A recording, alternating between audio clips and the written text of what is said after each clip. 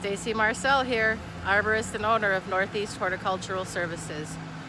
So we talk a lot about tree pruning, and we all know some very common reasons for pruning trees, which is to mitigate hazards, to remove dead wood for the betterment and health of the tree. We know about pruning to improve vistas. We know about pruning for shape and aesthetics. But one of the best reasons to prune trees is, and best times, is when they're young. And this is when we can guide and correct the structure in the tree, preventing bigger, more problematic issues from ever occurring in trees later in life. So oftentimes as arborists, we get called in when it's too late to correct the problem. I'm going to show you this row of sugar maple trees that were planted. So the person that selected the trees didn't make a great choice. They all have what we call codominant stems. So they go up and they split into equal parts. And later in life, this is going to present an issue because those unions where those stems meet are going to be weak, with a higher propensity to split, have included bark in between them, decay, and then in high, wind speeds, strong snow and ice loads, those definitely split. So by pruning and making strategic cuts when the tree is young, we can prevent that from happening later. So you have to do this within the first 15 years of the tree's life. The earlier you do it, the easier it becomes, because you can make less multiple trips back to fix a problem.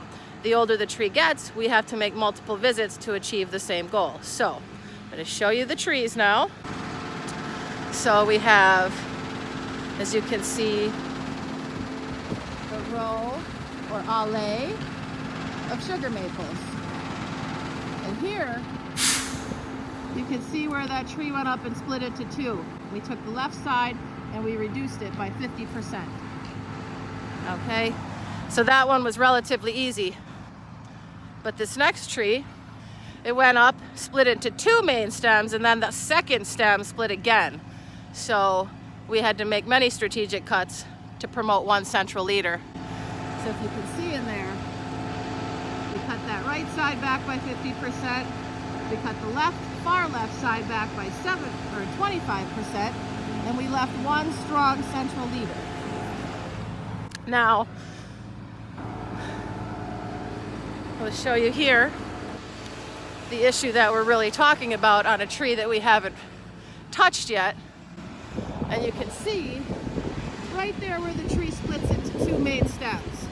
That's going to be a very weak union later on in life.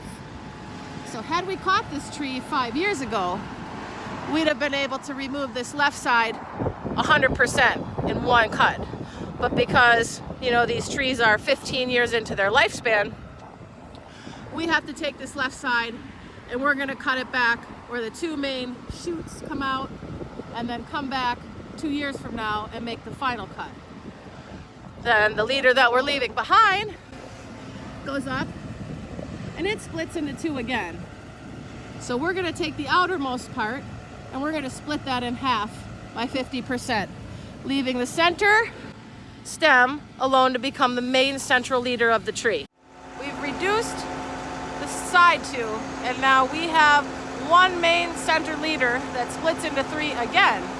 So I'm going to show you Elias splitting that and reducing side branches to create one main central leader. He reduced the front one by 60%, and the same with the left side. So now the remaining stem will become the center leader of this tree. So you can see here, of the three main stems, we left one, the tallest, and we selected one leader, and we cut the side stem by 50%, and did the same thing after the main split. We cut the back side by 50% again. So hopefully now that tree will grow with one strong central leader, be less likely to fail, and have a long, happy life.